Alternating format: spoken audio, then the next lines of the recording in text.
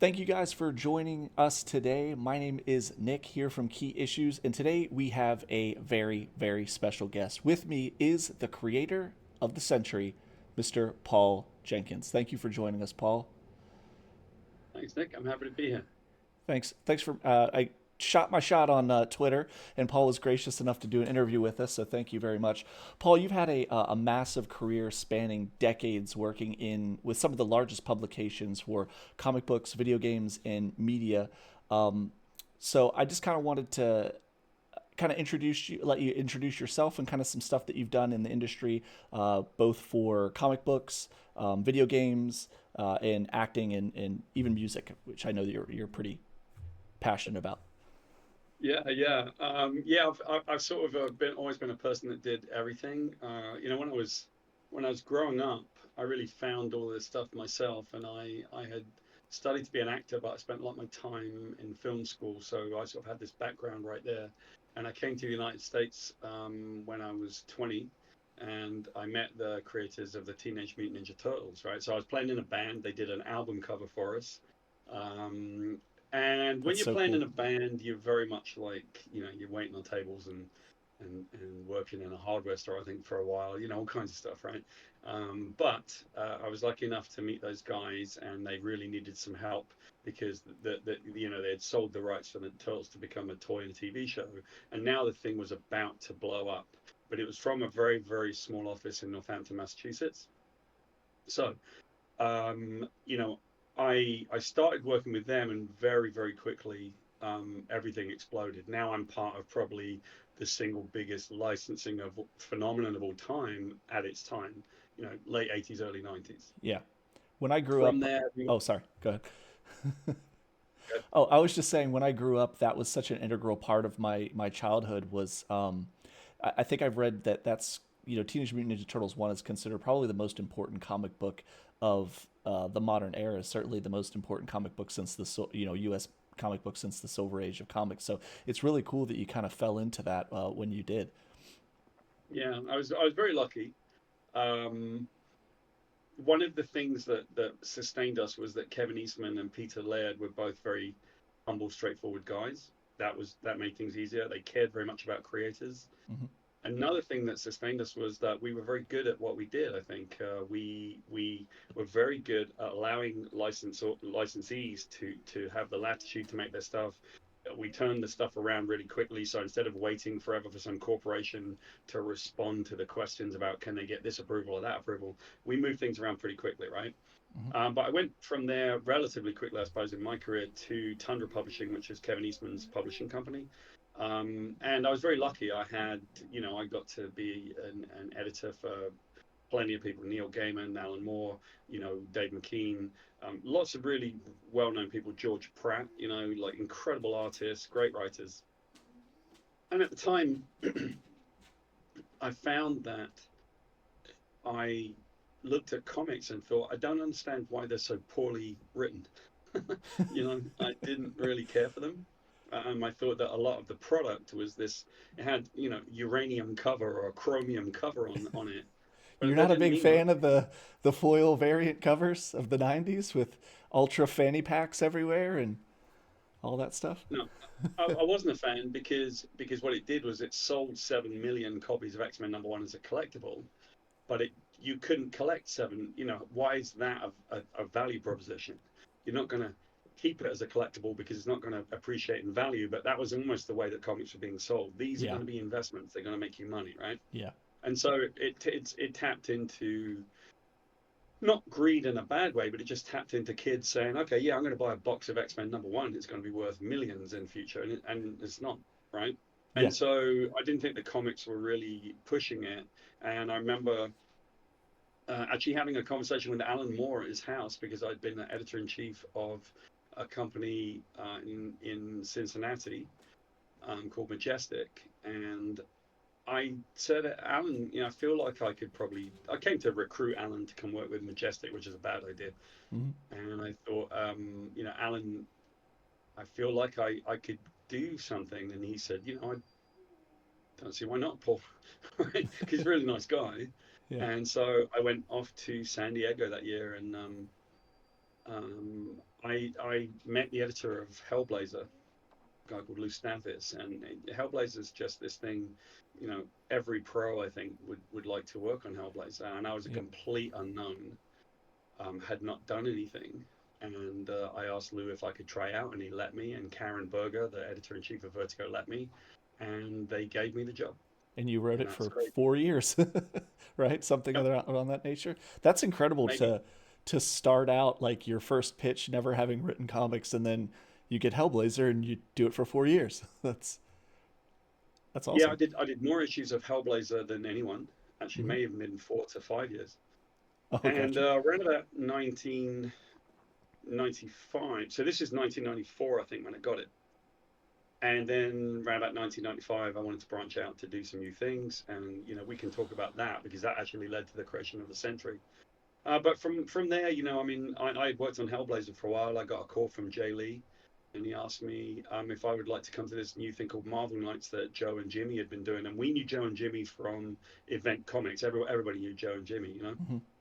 And they had gone to work at Marvel to do a small imprint, and Jay Lee had recommended that he work with me because we talked about working together a few times.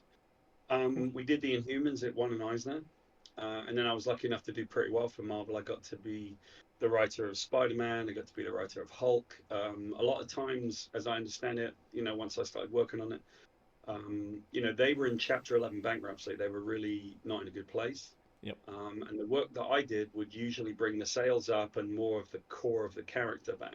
Hmm. It allowed them to kind of right the ship a little bit. And then, in some ways that culminated because I got a chance to do the origin of Wolverine for them. I also worked on Civil War. I wrote a lot of. I pretty much wrote all of Civil War Frontlines, which was 11 issues of the core Hmm. Civil War story. I believe we handed in issue 11 before Mark Miller handed in issue 2 of Civil War, so you could see a lot of our DNA in the Civil War story. But at the time, I think probably mid 90s, even because I had now gotten this gig, I wasn't satisfied with it. And I had the chance to work on a couple of video games. And I really wanted to do games because games were the untapped, like the undiscovered country. And I really felt that they weren't being driven by great narratives and great stories. So myself, Amy Hennig, who was the creative director of Naughty Dog, who did The Last of Us and Hmm. Uncharted, um, we worked on Soul Reaver, which is this kind of Legacy of classic. Kain. I love those games. Love them. Yeah, They it's a have classic game. such a passionate fan base of people that a lot of them they're getting remastered. People love those games and they're desperate for a new one. I would love to do a new one. I think it'd be great. You We'd know. love you to do. Uh, As a gamer, we would love for you to come back and do one. yeah, and so I kind of cut my teeth on that, and then I got to do quite a few games that I think had a lot of meaning. Um, it's funny. I at one point I worked on the Hulk Ultimate Destruction, and that sounds silly in some ways, but we just had fun with that game. That thing was great, and we invented some narrative techniques that no one had done before. I really think I hit my stride when I did the Darkness because the Darkness video game is one of the most groundbreaking, innovative stories for its time. We took a look and we said everything that we can't do with the tech, we're going to discard. So we essentially the limitations of the technology drove our creativity, and we did some things with Darkness and Darkness 2 that no one had done before. And I feel that that's one of the most emulated games in the game industry. Um, Just so, real I've quick. done a lot of video game work. I like new media. I like film and animation and television stuff. I chaired an advisory committee in the end. So I got to be a graybeard, right? Here's my graybeard. Yeah. And after a while, people took me seriously. And then the governor of Georgia asked me to chair an advisory committee on digital interactive and independent filmmaking here in Georgia and about the tax credits. So not only have I provided characters for Marvel, but I've also helped them save quite a lot of money because of the work that we might have done with the tax credits. That's awesome. Just to go circle back real quick to praise you a little bit on some of the games that you also mentioned. we have a very active Discord server for key issues, and one of the games they consistently talk about is Hulk Ultimate Destruction. It's this underground thing that I'm not sure if people talk about it a lot, but one of our guys, Chad, who is very active in our server, a good friend of ours, he really wanted to say he loves that game. So I wanted to do that on his part. But also, the Darkness games, those were incredible. I bought both of those the day they came out. I ended up becoming a big fan of the comic books after that. I actually, now that you're bringing it up, I'd really love to go back and read some of the stuff from Top Cow. But so just real quick, that's a brief, I guess, a brief intro into Paul's various creative endeavors all over the place. But one thing I want to ask you about, we're switched to talk. Sorry, my dog decided that he saw someone outside. You have a big character that you right now, as Paul knows, he can't see me. I mucked up some tech work here, but I'm wearing a Sentry shirt, and you have a Thunder. You went to the Thunderbolts premiere this last week, or 2 weeks ago at this point now, to witness the big screen debut of a character that you created. So I guess my big question for you is, what can you tell us? How did that feel? You know, being at a major Hollywood film premiere, seeing a thing that you created come to life. First of all, it's not my first rodeo. I've said that a couple of times. You know, I created the origin of Wolverine for Marvel. I've seen that Sure. come to life. Um, I know because I got a call from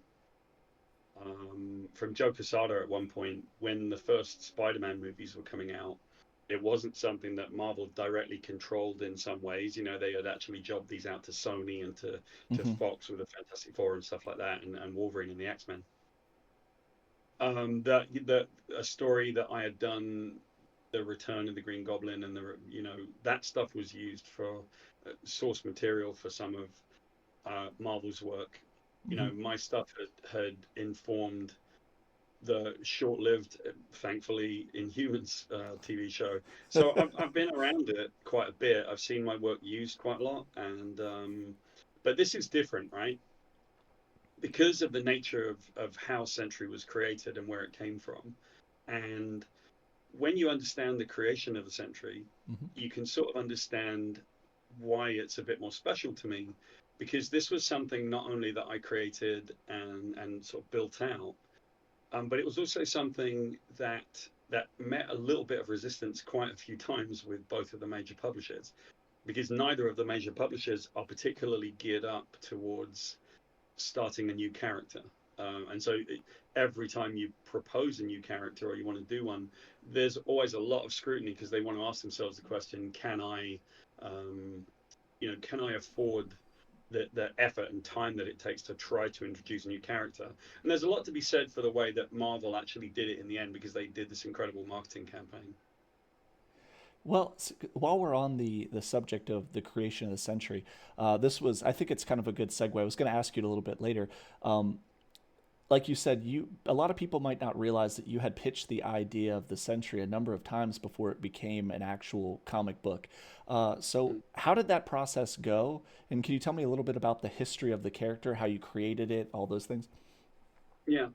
Um, So I think what you have to do is you have to look at where I was in 1994 and 1995. Again, I'm a greybeard now, so that's 30 years of my beard going from dark blonde to grey, right? Yeah. Um, when I was at Vertigo, I had just been brought into the world as a writer. You know, I had only been doing it for a year, and I had really begun to learn some things that I couldn't have imagined. Yes, I'd been around comics a bit, but now, I was working on Hellblazer, and one of the things that stood me in good stead was that I had Sean Phillips as my artist. So I did a couple of issues of Hellblazer where he was in Australia because they asked me to, because, the previous writer had left him in Australia. Yeah. But then I got to do my run, and I found that I really loved single issue stories. I really knew that I had a voice, and I began to find it after about 6 or 7 months. Now I was actually doing something. I was writing, and I wasn't overwriting everything all the time. You know, when I started, I look back on those books and think, man, there's so much dialogue in there, so many captions, right? Hmm. but I'm it's probably, early 1995. Um, I think it was I think it was San Diego of 1994. I know that I had basically talked to Karen Berger, who was the editor in chief of Vertigo, and I said I want to do more than just Hellblazer, because the problem was I was becoming known now as a horror writer, and that's the furthest thing from me. I'm a writer of everything. I don't want to write horror. I like it okay, but only if it can tell a story and mean something. Hmm. And so, you know, I had found a character at DC called Hourman. I'm not a big comic book fan. I don't know that much about comics, and I learned about this character. And it turns out that Hourman takes a pill called Miraclo, and uh, when he takes the pill, he can be a superhero for 1 hour. And I thought, wow, I could do a Vertigo type story about addiction, because I figured that would be about the most addictive substance in the universe. Hmm. So I wanted to write a story where this guy Hourman, he would take the pill, be a superhero, revel in it, and then it would wear off, and then the next 23 hours of his day he would just be an addict, and he would just be unable to concentrate, unable to sleep, because he wanted to be the superhero again. It was the most, you know, addictive substance in the world, right? I brought it back to Karen, and she, probably quite rightly for Vertigo, said, "Look, we don't really do superheroes. We've done Doom Patrol, we've done Animal Man, but we're not doing them that way. And so you're asking to pitch a superhero type story for Vertigo, and I don't think it's ever going to fly here." But she liked the idea of an addiction to superheroism, and she said, "Why don't you just create a new character?" So I think you can look, first of all, at the impetus for the existence of the Sentry comes from Karen Berger suggesting to me that I create a brand new character and pitch Hmm. it. I went away naively. I pitched the Sentry, the first story of the Sentry, back to Vertigo, and Karen said, "We're not doing superheroes." Okay, so that was the end of that. But then I pitched it to an editor at DC called Kerry Kowalski. So I looked back in my records recently, and I found that this is May of 1995, and I had pitched it to Kerry with an amendment. I had taken the original Vertigo pitch, which unfortunately I'm not sure that I have a copy of, unless I have it somewhere in a really old file. And I had amended it so that it could potentially be done in the DC universe. So I built it out to a 48-page book, but it had all the stuff that you kind of know from the series now. That he was a forgotten hero, that he was addicted to drugs, that the addiction that he faced mirrored the evolution of the old comic book stories. Hmm. Um, that someone had sent him away. You know, the fact that he's the Sentry in the Void. Spoiler alert. Yeah. He splits into two. All of that stuff was in this pitch from 1995, and because I'm a pretty meticulous prep guy, it was very comprehensive. It was actually all listed out, every scene, every piece. I listed it out so comprehensively that I knew where the ad placement would be in the books, because if you think of it, a 48-page book, Yeah. in those days, you would turn a page and it would have an ad on one of the pages. So I learned where the ads would be placed, so I could end scenes just before the ads were being placed. Yeah. And that would allow people to kind of read a scene, look at the ad, turn, and then have that natural break. Hmm. So everything was plotted out. It was all right there. The whole Sentry story, or almost most of the Sentry story that eventually came through from Marvel, was there in about May of 1995, which is pretty cool because I had finished that out. And DC turned it down. Kerry Kowalski did not get DC to do it. What can you do? Well, if at first you don't succeed, try again. Yeah. So, Yeah, we tried oh, again. good. We tried again with Marvel. Uh, Tried again with DC a couple of times. Just didn't work. Yeah.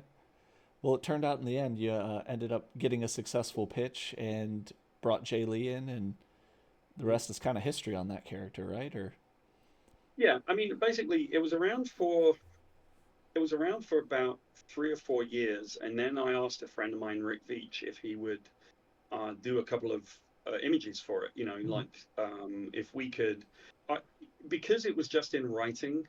It wasn't. Maybe it just needed some kind of visual to it. So Rick had done a couple of images for it, And then I talked to Rick about maybe pitching it with me, but they turned it down. They basically, Marvel said, no, we don't really want to do it.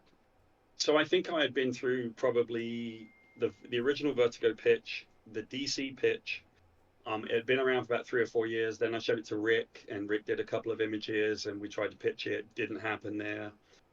Then I did Inhumans with Jay Lee, Hmm. and um, we won an Eisner, and I think Marvel were kind of surprised and quite happy that we had done so. And they came to us and basically said, you sort of have carte blanche if you want to do, this or that character. We talked about doing a Namor series. I think in some ways they were like, you guys could kind of work on many things. You could do Avengers, you could do Spider-Man. And I think what really made the Sentry real was that Jay agreed to do it. Hmm. I gave him the idea and I told him why I thought it was a really important character. And you know, I knew always that it was an analog. It was a sort of parable, as Jake Schreier called it, for issues of mental health. And so Jay brought into it, and because Jay brought into it, that's when it was real. That's when Marvel would say, "Okay, you know what? We get it. Like, we'll give it a shot." And that is when Joe Quesada and Jimmy Palmiotti and the Marvel marketing team decided that they needed a good method of promoting it, and that's what they did with this incredible marketing campaign. Yeah, I think I'm kind of a sucker for characters that are, born of kind of the Superman mold. And when I think the first thing that ever kind of attracted to me to the Sentry as a character was the complexity of him. And I remember Mm. when I first read your story, I was like, this is right up my alley. This is exactly what I'm looking for. And this Yeah. actually isn't a question that I had planned, but I think one of the interesting things that you mentioned earlier in the interview, and that you've told me on the phone before, is that you weren't at this point in your career, you weren't really a big kind of like an almanac of comic book knowledge. And to this day, you say you just still kind of aren't. How did that play into your creation of the character? I just think that's really interesting because he has this deep, extensive history with these characters that you really kind of don't have to pay much attention to because everybody forgot about him. So, Right. So two things, I have always known that it stood me in good stead. It was really good for my career that I'm not a big comic book reader. I don't know everything about the history of comics. I think there are lots and lots of people in comics who know everything and have read every issue, and that's their thing, right? I wouldn't make any criticism of that. I think mhm. that's great. They obviously have a reverence for this kind of thing. But I've been asked many times, why is it that the Brits do it differently? Why is it that myself and Grant Morrison, Garth Ennis, Warren Ellis, why are we different? Why are we able to kind of find a deeper story? And let's be clear, it's obviously not that Brits are sort of inherently more intelligent or something than American writers. Not even close, right? That couldn't even be. What it is, I think, is that we grow up seeing it as an import, and we look at them and we go, "That's pretty interesting." And so we also have our own homegrown comics, but we're not like reverent to it. We're not like living and dying and worried about whether or not we can do this or that with Superman or Batman. We just Yeah, do it, yeah, yeah, you don't idolize them as because much. we want to tell interesting stories and we're Mhm. not worried about breaking things. So I think, you know, A, it was good for me not to read a lot of comics. B, I'm a research fiend, so if I have to use the old comics, I will research them, and that's exactly what I did. I found the old styles. I talked to Jay Lee about how we could build them out. Um, but I did this early. I mean, I had already researched this stuff because I had a theory, and I think this is pretty interesting. I've only just started kind of talking about it in interviews. Um, you have to look at the evolution of comics. It was very much anything goes in the 30s and 40s and 50s. In the 60s, it was kind of 60s and 70s, maybe it was kind of experimental. You could sort of try, it's hippie and flower Yeah. power and all kinds of stuff, summer of love, right? Yep. In the 80s, reality hit, and so there were a lot of the Alan Moore type stories of real things like Watchmen and so on. The 90s, it got a bit funky and nasty with the chromium covers and stuff that we talked about, and the 2000s was really a time of recovery. And to me, that mirrored a heroin addiction. specifically, but like a drug addiction. And Hmm. so, because he was a drug addict, potentially, we could use those to show the innocence and the coming down to earth and things going badly, and it would really give that kind of feeling to the readers. So I didn't know that much about those types of comics, but I just researched them and found out what they felt like and looked at some of the language, and then we recreated it for Sentry. Yeah, and I think it. I one area. Sorry. Uh, there's been this undeniable outpouring of love for the character since he debuted. I think you've really seen. I see you active on Twitter more and more now, especially in like the Sentry community that's on there, which is really cool. I joined as well. And the Sentry as a character, as you've discussed already, deals pretty heavily with a number of different mental health issues. But the Pulse Online seems to indicate that this character has helped a lot of people with their own struggles with mental health. How does that impact you? How does that make you feel as a writer to know that character is impacting people in a positive way out there? That's such a big reason of why I care and what I want to do. Right, it's just part of me. Mm-hmm. I kind of want to take you back, Nick, to when I started with Ninja Turtles. I was a real young guy, um, and we had the most important license in the world. We were the keepers of every child's dream. Everybody wanted to Ninja Turtles, and Mm-hmm. um, and at the time, I wanted to do Make a Wish. I found Make a Wish and went, this is everything. This is so cool. Like, we have the power to really change the way people are dealing with really difficult stuff, right? And so I spent a lot of my time trying to make those things happen at Mirage Studios, with Ninja Turtles. I quite enjoyed it, and I really got a lot out of it. I got way more out of it than I put in. I had really profound experiences with children who were terminally ill, children that were sick. We did things for Ninja Turtles for them, and it made their lives and it made their days go a little bit better. And that paid me off a thousandfold. I've always been a guy that liked the fans and wanted to interact with fans, and just I, it's just me. I like kindness, crazy. I Yeah. don't like screaming on the internet. I don't like yelling at people. And so now, I have lost count of the amount of messages that I've got over time that the work I did meant something to somebody. And especially this is true of Sentry. He's about mental health challenges, and the Sentry community, um, at large and in that specific group that you mentioned, have found the Sentry. They love him. They identify with him. A lot of times people say, that's my character. Mm-hmm. That's my thing. And I'm really pleased about that. So I interact with them at times, and I'm lucky enough to have a lot of kindness thrown my way, because a lot of those people have said, thank you so much for bringing this character to us. It pays me back a lot more than it pays them. Well, that's awesome. You love to see it. I think, as you kind of mentioned there, fandoms are not always the most, fandoms can be a very inviting place, but they can also spew a lot of negativity and toxicity. And one of the things that I've seen from your online presence and just speaking with you, and the care and compassion that you have for people, is awesome. And I think that's something that we definitely need more of in the comic book community.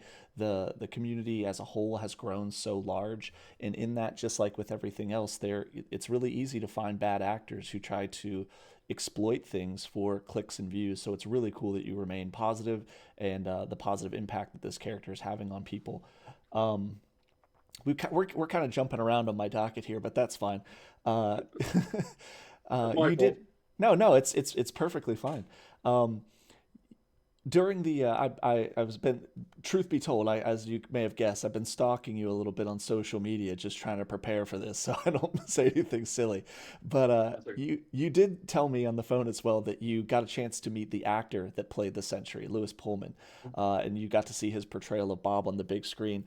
So what kind of pointers did you give him? Anything, or what did you take away from that interaction? The person I gave some pointers to, or feedback, or consulted, was Jake Schreier, the director, who to me has delivered a film that Marvel needed right at the right time. For sure. This is not just a blockbuster; it's very much about the themes that we talked about, and there's such a lot of attention to detail and commitment to doing it right. Hmm. You can see it in the performances of the actors. You can see the overall thing being assembled, and I don't mean this in a bad way, but you can see that being assembled despite the fact that Marvel make blockbusters, right? Like Marvel are very much like a blockbuster kind of company. Yeah. Um, and so, I think Jake did really well in the way that he put that film together, and the actors were amazing in the way they did it. And I was able to consult with them and just kind of tell Jake, look, I think it's this, I think it's that, I think this is the way I approached it, this is what I did. Um, I think there's a lot of importance in this character, and I think a lot of people will always love this character. So, you know, I think it's a story of mental health, and this is the way that I did it.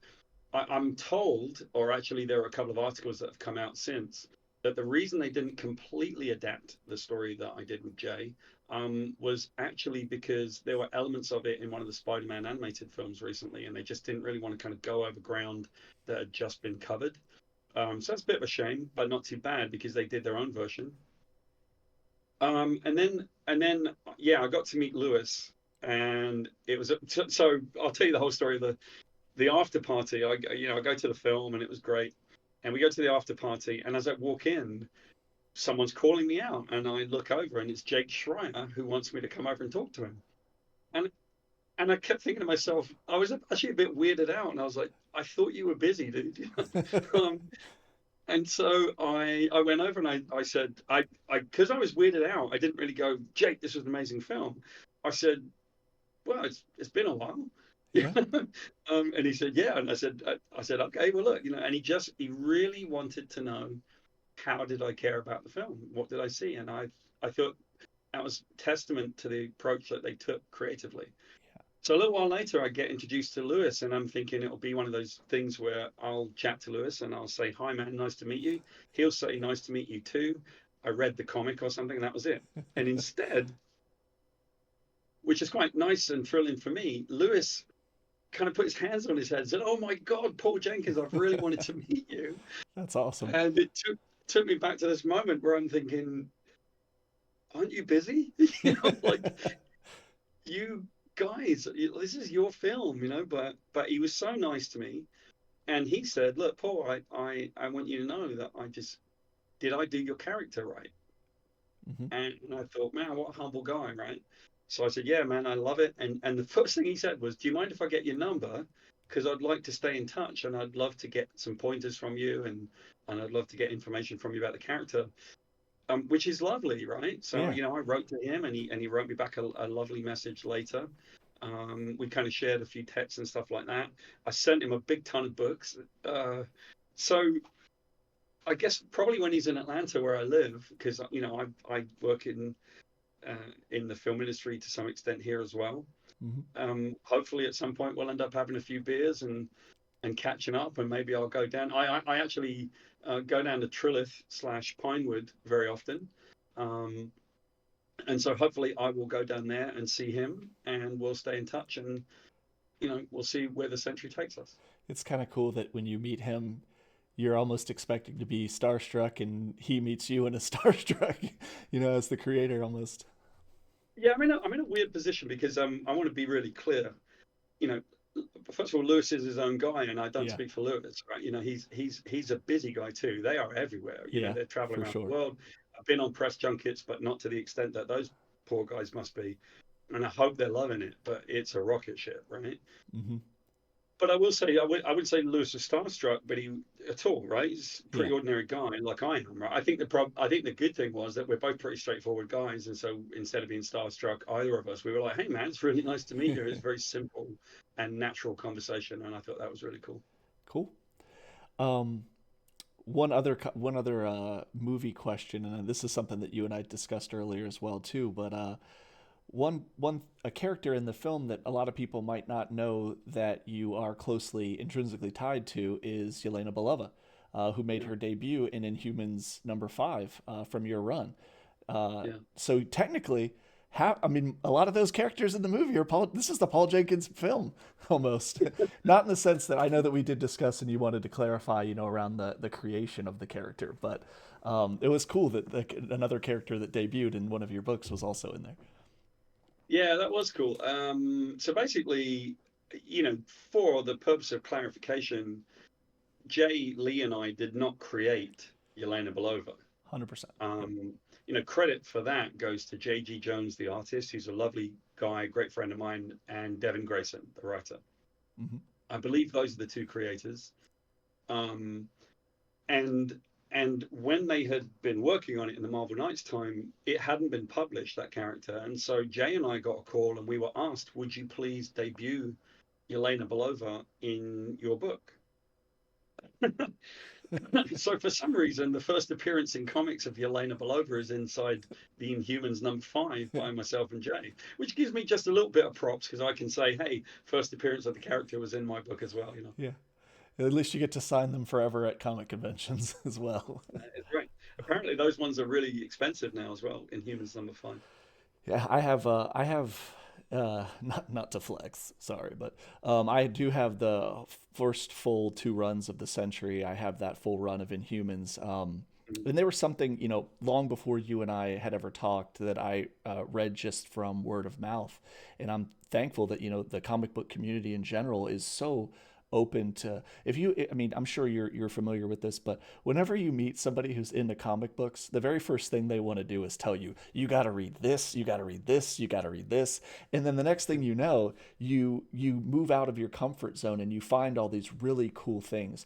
And without the, friends of mine who introduced me to those comic books, I may have been just like a regular person who goes to the theater, sees the Sentry, and goes, yeah, that's cool. But knowing the backstory, I made my longest YouTube video ever. My big thing as a content creator is I like discussing the full timeline of things that comic book characters did. And my longest video ever is on the Sentry because I have been so passionate about that character. Yeah, that's cool. I haven't. You have to send me the link to that, Nick, because I haven't seen that one yet. But I'll send it to you. um, yeah, I think it's pretty cool. Like Sentry has a layer of complexity that Absolutely. there's some elements of it that I absolutely love. So here's another question that comes to me often, which is, well, how do you think that this person or that person did with your character? And I don't feel qualified to judge that because I don't mind what anyone does with it. Hmm. Like they can do their stories. I mean, I took over Hellblazer from Garth Ennis, and at the time people said, "Wow, you must be worried about taking over from such a famous run." But at some point, Garth Ennis took over from Jamie Delano, and at some point, someone took over from me, Yeah. right? So it doesn't really matter how this stuff is done. I think everyone has a right to tell the stories the way they want to. For me, when I did Sentry, it was all about the core. I had created a specific diagnosis for the character in terms of his psychological profile, Hmm. or psych evaluation. You know, um, I had made him, I believe it was a disorganized type schizophrenia, it might have been paranoid schizophrenic, um, who suffered from agoraphobia, had a burgeoning borderline personality disorder Hmm. coming up, and had generalized anxiety disorder. And I kind of made this thing so I could write it true to that diagnosis the best that I could. Um, I'm glad I and got over all those time, right in the video. yeah, Your people diagnosis. have done it differently over time. People have done it differently over time. Um, they have sometimes made him sort of like just crazy, right? And Hmm. I'm like, I just, that's not for me, because just crazy doesn't mean anything. It Hmm. means, we have to kind of adhere to something. I tend to be much more about like realism and research. Yeah. Um, the worst type of villain is the one that stands in the corner, kind of twirling his Yeah. moustache and being a lunatic, right? But I think that the movie tended to do it a little bit differently from the schizophrenia angle. Hmm. They had him suffering from depression, Hmm. and there was some external factors such as his childhood Yep. and presumably a chemical imbalance and challenges that he had, right? Um, and so at least they kind of had it and they stuck to it, and that was their template for it, and that's how Lewis portrayed it, and that's how the other characters interacted with it. I think there's a beautiful scene in the film where Yelena Belova, who I think Florence um, Pugh, I think that she has such compassion and is so vulnerable in that film. You can't help but just love her. As an actor, she's a superstar. She's Yeah. just brilliant. And I think that Lewis was just equally brilliant. And there's this scene where she comes in and he's trying to kind of tell her that he's sorry. I'm sorry for all of this. Um, and you can see the factor of his childhood playing out around him in this environment, and he just doesn't know what to do, and she just comes at him and she says, "I'm sorry." And so you have this beautiful moment where, with all the stuff that's blowing up in the film, a moment where they don't really say very much at first. It's just two people meeting and realizing, that he has this mental health challenge and she's got all this trauma. I think that is probably why this film is getting such good word of mouth. I agree. She did such a great job. I would consider her like the emotional heart of the film, Hmm. holding everybody together ultimately. Um, you loosely discussed earlier not being able to kind of do the everybody forgot me angle because Spider-Man No Way Home did it. Which I had a question about earlier, but we've kind of already covered that. And I think that they handled the film, uh, they handled the origin of the Sentry as kind of as good as you can, without being able to tackle that very specific like minutiae like, of how he was actually created, which might be a little difficult for audiences in general, but for the rest of us, we love it. Um, I have com- I have a Go ahead. version, Nick, that I am lucky in the sense that I do have the opportunity to work if there's ever a solo Sentry film and I have the opportunity to work with Marvel. Um, I have an approach that I think is the approach for the Sentry.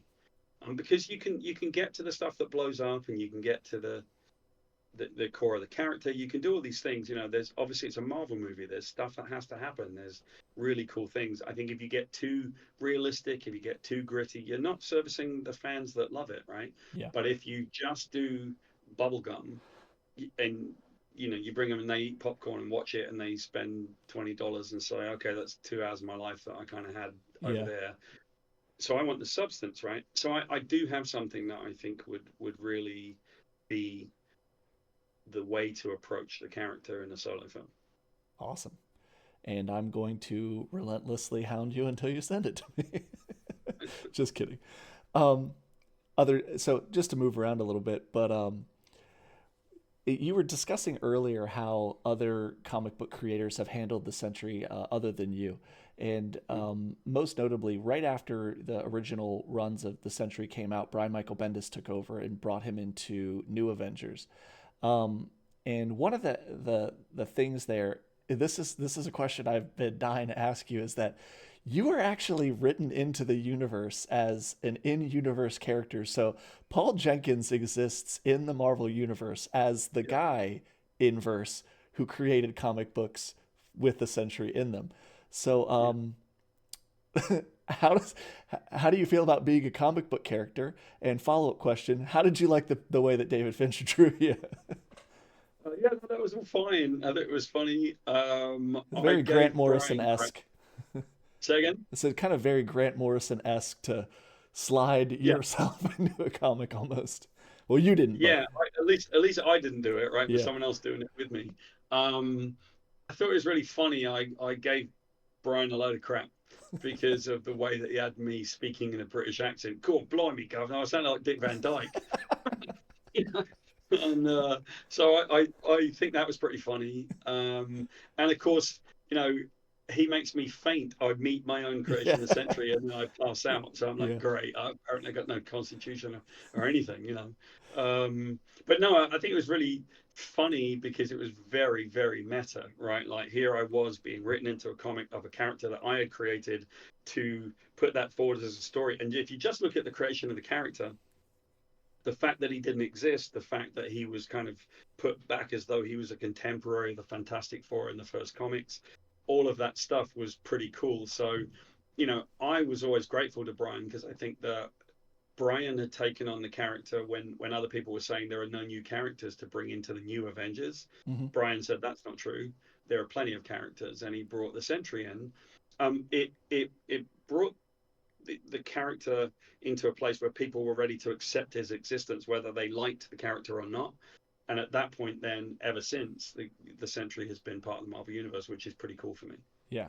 It's now another element of the new Avengers run, and this is something obviously you, for those of you who don't know, one thing that I learned again from stalking you on social media, sorry, is that the probably the most crucial character to the Sentry is his wife, Lindy Lee, and Lindy is based loosely off your own wife, Yeah. in uh, in that case.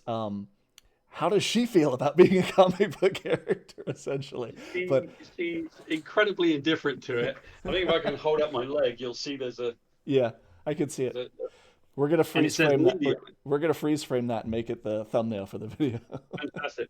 Um, the tattoo says Lindy on it. Yeah. Uh, so the joke in some ways was that the characters all have alliterate names.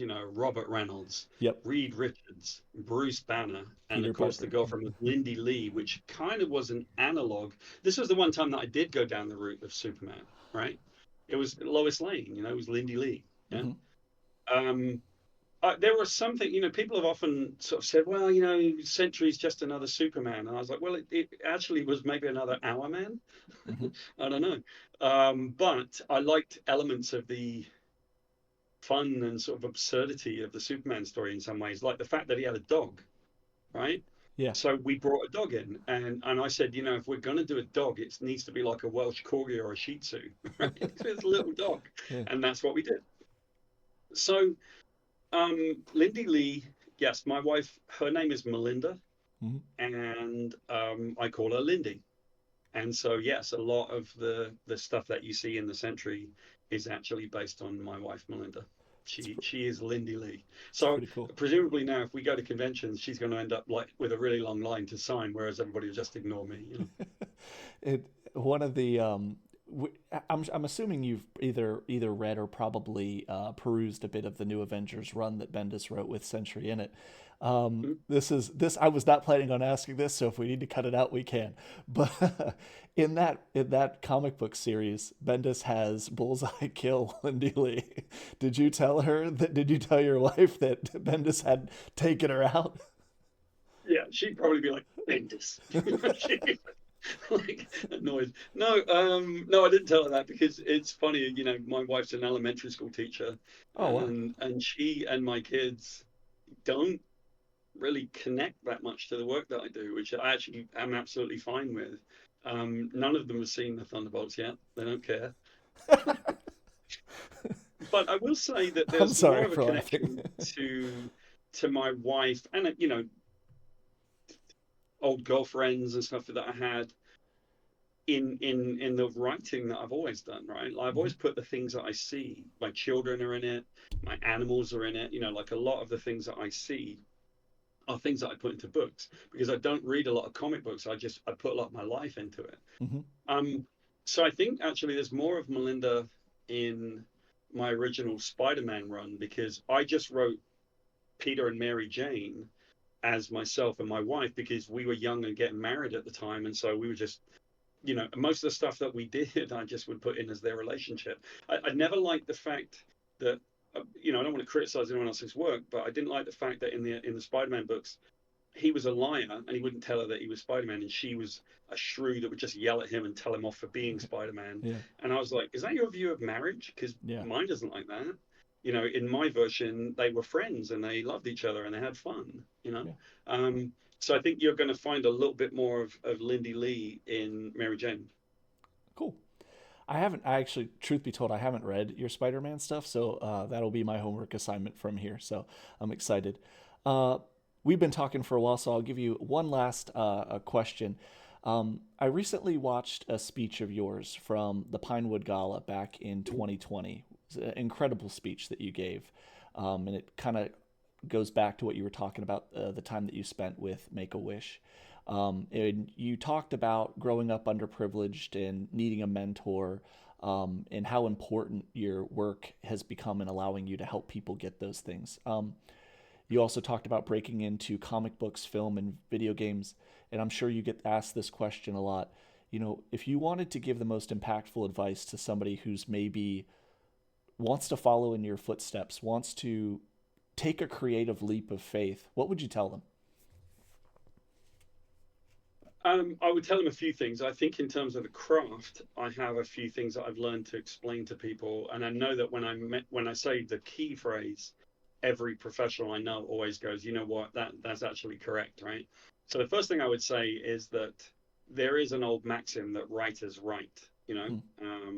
That if you're a writer, you're supposed to be writing stuff and doing it. But I don't agree with that. I call foul on that. Writers don't write. Writers finish. It's not a matter of practicing writing. It's a matter of having completed work that you can then edit and fix, that you fail in your work and you fail forwards. And so you keep working until you become a lot better at it, and you fail less and you learn as you work, right? So writers don't write, writers finish. Second thing I would say is that in terms of just like generally working, I was on a panel at a place called Siege, which is a Southern Interactive Games Expo in down here in Atlanta. And I was on this panel of people. There were five of us who had been in the business for 20 years or more. Yeah. Hmm. And we were in front of a bunch of students, and they asked the obvious question at the beginning: well, how have you guys managed to be in this business for 25 years or whatever? What did it? And we all looked at each other on the panel, and we all had exactly the same answer. It was easy to answer, which is hard work. Hmm. There is no such thing as talent, is my opinion. Talent is just potential. But if you add hard work and a form of sort of social maturity to it, that's when you can have some talent, right? Yep. So when people tell me I'm talented, I always kind of roll my eyes and go, yeah, that's because you think I just sort of type and look out the window. But I don't do that. I work really hard. I research. I stay up late. I, I, I agonize over the work I do, and I never think I've arrived. If you think you've arrived creatively, this is another of my stock phrases. If you think you've arrived, you have, because that's as far as you're ever going to go. You should never arrive. You should always be unsatisfied with the work you do, I think. Yeah. Hmm. So those are the sort of like things in general for how to be a writer. Now, how specifically to break into the comic industry, I got bad news for you. Mark Wade has this funny thing that he says, and I completely believe it. He says when the comic book companies find out how somebody broke in, they work out how to seal that off for anybody else forever, so no one can ever break in that way again. Yeah. So I don't don't try to know. pitch a Hellblazer at New York or at San Diego Comic Con to somebody. You cannot break into the comic industry by arriving in San Diego, asking the editor of probably one of the most prestigious comics, "Can I try out for you?" Having him somehow agree that you can try out, and then being successful and having them say yes, and then having you can't break in that way. But the fact is, you see, you can because I did. Yeah. And that was a just to kind of bring it back to your speech. If you are watching this video, if you Google Pinewood Gala, Paul Jenkins, you'll find a really great, almost 11-minute speech. And you did say that in that speech where you said, you can't walk up to somebody at San Diego Comic Con. You can't, break in and change video game writing. You can't, move from there. But you did all those things, and it's really Yep. just kind of awesome to see that you chased it down. The hard work paid off. You hard worked your way into this extensive career across multiple genres. It's just really awesome to see. Self-belief, right? So Yeah. so I have this way of saying it. If you tell me that I can't do something, it only means that you can't do it. Mhm. I think you can do anything, and I don't believe there's any problem that you cannot solve. There's only two that you can't solve. You can't solve the problem of running out of time, right? And you can't solve a problem that you don't know exists, that you weren't aware of. Mhm. Anything else, I think you can solve that problem, but it's just a matter of like how creatively can you think, and how humble are you prepared to be, and what can you do to actually address an issue, how much are you prepared to concede, all that kind of stuff. Well, thank you for taking the hour to spend with me, Paul. I appreciate it. It's been illuminating, and I've learned a lot about the Sentry. And I hope everybody that's out there who got a chance to see Thunderbolts and was, kind of hoping to learn a bit more about the character, you guys can pick up anything that Paul wrote the first two volumes of the Sentry that's out there. That's the character. This is the man himself. Thank you for taking the time to meet us, clarifying the history of the character, a bunch of other stuff. Is there anything else you want to say to Key Issues fans? Yeah, I suppose I would say this as a final word that, I have long realized that I have a privilege, right? The privilege I have is that people are interested in the things that I say because that's what a writer is. I see things and I describe them, and it's interesting enough that other people buy it and remember it. My job is to engineer people's emotions remotely, and I guess that's what I do. So, if I had a final word, it would just be, I hope that other creators like myself, and I know quite a few that do, I hope they recognize how lucky we are, that we get to do this and we have fans who come to us and they're kind to us, and sometimes they yell at us and sometimes they're difficult. But fan is short for fanatic. What are you going to do, right? We're lucky. And, I would say to anyone, you come see me at a convention, hopefully I'll be kind of like the person that you hoped I would be. Yeah. Well, meeting you on the phone for the first time and just talking to you, it's been incredibly easy. So thank you for taking the time to meet with us, and look forward to much more Sentry in the MCU, and hopefully get to talk to you more here in the future. Paul, thank you for being on with us today. Anytime. All right, have a good day.